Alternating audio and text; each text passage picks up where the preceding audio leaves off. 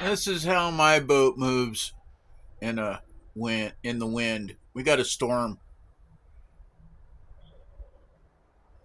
That's my neighbor's yacht.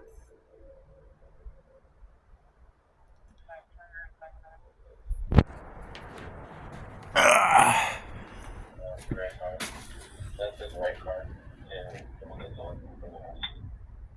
those are the trees.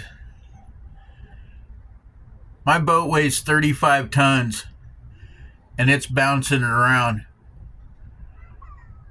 Just imagine Colton's 3,500-pound boat getting bumped around in the wind on the guest dock.